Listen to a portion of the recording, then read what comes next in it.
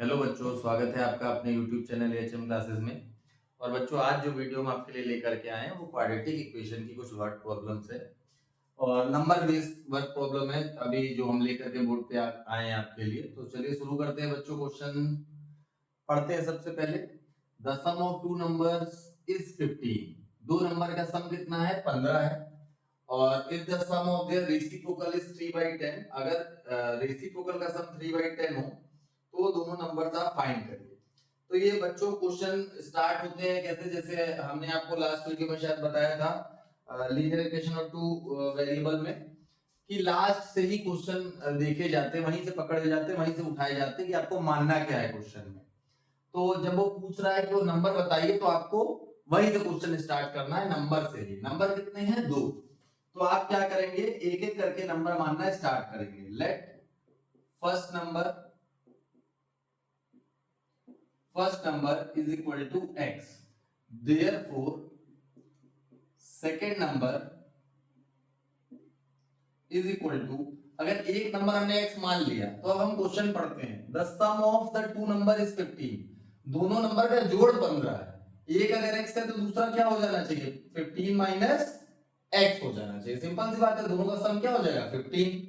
अब आपने लेट कर दिया, अब दूसरा स्टेटमेंट जो आपकी इक्वेशन बना देगा अकॉर्डिंग टू क्वेश्चन। क्या कह रहा है भाई question? The sum of their reciprocals is 3/10। इन जो नंबर है उनके रेसिप्रोकल का सम 3/10 है। तो इनका रेसिप्रोकल क्या हो जाएगा? 1/x and 1/15 minus x is equal to 3/10। अब इसको हमें सॉल्व करना है। सॉल्व करने के लिए क्या करना है? सबसे पहले आपको इनका एलसीएम लेना पड़ेगा। एलसीएम क्या हो जाएगा? दोनों का प्रोडक्ट। अब x से x को डिवाइड करिए, कट हो गया। 15 माइनस x का 1 में मल्टीप्लाई, 15 माइनस x प्लस के प्लस पे प्लस, 15 माइनस x का डिवाइड किया डिनोमिनेटर में तो 15 माइनस x कट हो गया। x का मल्टीप्लाई 1 में किया तो x is equal to 3/10। x से x बच्चों कट हो गया।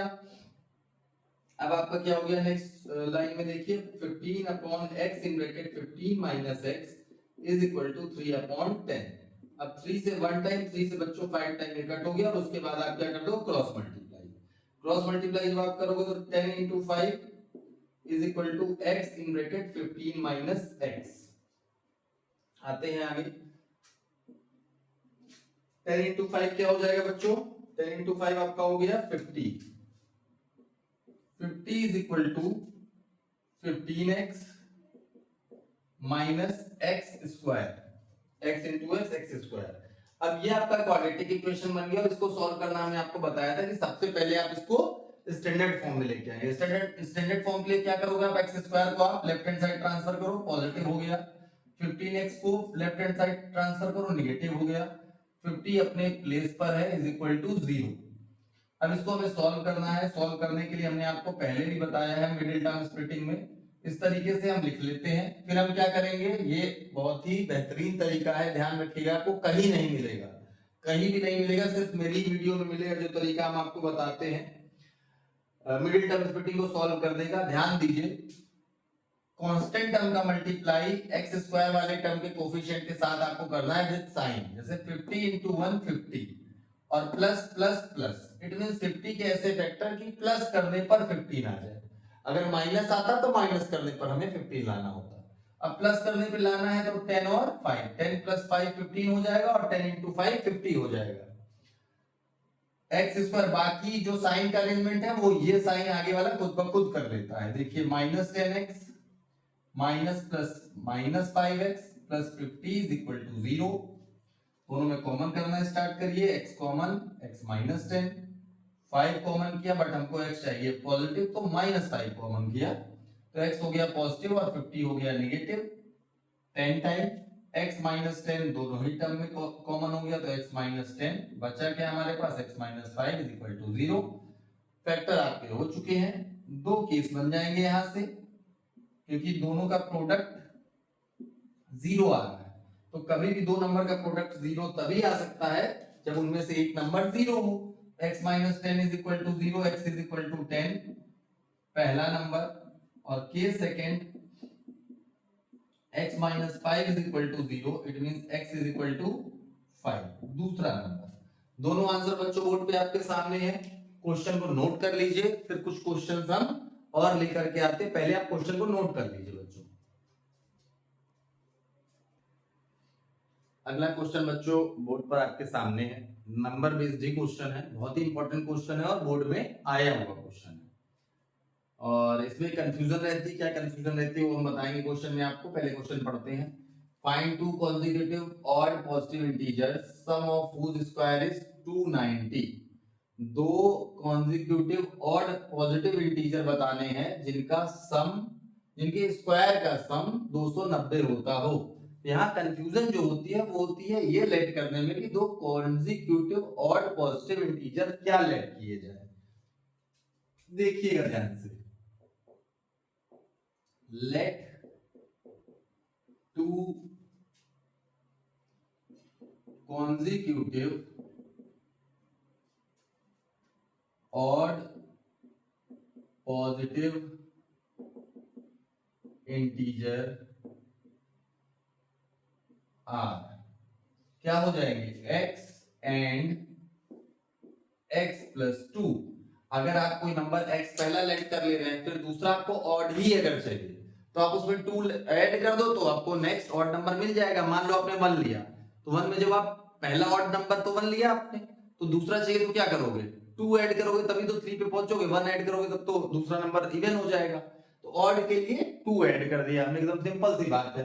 पहला नंबर x लेट किया और दूसरा उसी में 2 ऐड कर दिया। जब दोनों ऐड कर दिए तो दोनों नंबर हमारे पास हो गए, हमने लेट कर लिए।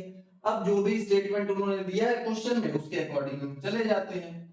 अकॉर्डिंग टू क्वेश्चन, क्या कह रहा है भाई क्वेश्चन, क्वेश्चन ये कह रहा है सम ऑफ हुज स्क्वायर, उनके स्क्वायर का sum, it means x square plus x plus 2 का whole square is equal to 290 है बच्चों। इसको सॉल्व करना है तो x स्क्वायर प्लस, अब यहाँ a प्लस b का होल स्क्वायर आप लगा लीजिए, 290 x square 2x square plus 2x हमने लिख लिया प्लस 4 290 को हमने लेफ्ट हैंड साइड ट्रांसफर कर दिया, तो ये आपका हो गया 2x square plus 2x minus 286 is equal to 0। 2 common है क्या सभी में, कुछ गलत तो नहीं हुआ अभी तक, ये 4x होगा, देखिए ध्यान से, ये 4x होगा, ये भी 4x होगा।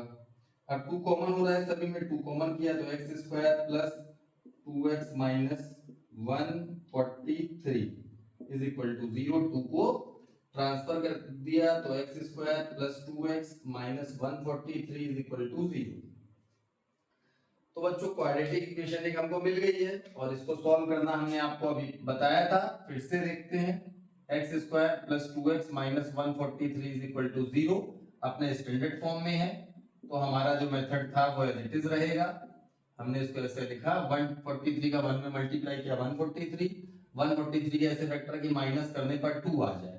143 के दो ही शायद फैक्टर ही होते हैं, 13 और 11, 13 और 11 सही है, माइनस करने पर 2 आ रहा है। x स्क्वायर, अब ये पॉजिटिव साइन है तो plus 13x plus minus minus 11x minus 143 is equal to 0। दोनों में ही x कॉमन कर लीजिए तो x प्लस 13 माइनस 11 कॉमन कर लीजिए तो x plus 13 is equal to 0। अब x प्लस 13 और नेक्स्ट ब्रैकेट में हो जाएगा x minus 11 is equal to 0। दो केस बन जाएंगे फिर से आपके। Case first, x plus 13 is equal to 0, x is equal to minus 13, ये आप लोगे नहीं, क्यों नहीं लोगे भाई, क्योंकि आपसे कहते दो positive odd integer, positive integer चाहिए, नेगेटिव आ रहा है तो ये लिया नहीं जाएगा। केस सेकंड की ओर बढ़ते हैं, देखते हैं वो क्या देता है, x minus 11 0, it means x is equal to 11, तो भाई ये तो सही है। और दूसरे के लिए हमें कहां जाना पड़ेगा, सेकंड नंबर के लिए। सेकंड नंबर क्या हो जाएगा, x plus 2, it means 11 plus 2, it means 13, तो एक हो गया 11 और दूसरा हो गया 13। ये आपका क्या आ गया, दो वो ऑड पॉजिटिव इंटीजर आ गए जिनके स्क्वायर का सम क्या हो जाएगा, 290 हो जाएगा। तो बच्चों इस क्वेश्चन को भी नोट कर लीजिए, फिर हम लोग चलते हैं अगले क्वेश्चन पर। नेक्स्ट क्वेश्चन बच्चों बोर्ड पे आपके सामने है और ये एज बेस्ड प्रॉब्लम है, रिलेशन है इसमें, blood relation. A girl is twice as old as her sister, 4 years hence the product of their ages will be 160, find their present age। Question क्या कह रहा है, एक लड़की है जिसकी उम्र उसकी बहन से दुगनी है, 4 साल बाद उनकी जो एज होगी, उम्र होगी, उनका प्रोडक्ट मल्टीप्लाई 160 है, तो उन दोनों की प्रेजेंट एज आप बताइए। तो फिर हम क्या करते हैं, फिर हम क्वेश्चन पीछे से स्टार्ट करेंगे। लेट कहां से करेंगे, जो पूछा गया है, let her sister present age, या हर सिस्टर लिखिए, गर्ल्स प्रेजेंट एज लिखिए, यहां पर girl's sister present age is equal to x, x मान लिया आपने, देयरफॉर अगर लड़की की बहन की एज हमने मान ली x, तो लड़की की एज क्या हो जाएगी भाई, 2x, क्योंकि उन्होंने कहा है कि लड़की की एज उसकी बहन की एज से 2 गुनी है, ठीक है, इसीलिए हमने उसकी बहन की पहले मान ली। नहीं तो अगर हम पहले लड़की की मान लेते तो उसकी बहन को उसका आधा करना पड़ता, और आधा करने में डिवाइड करते वो थोड़ा टफ लगता देखने में, अब इजी लगेगा। अब 4 साल बाद की बात हो रही है, तो 4 years hence, after 4 years girls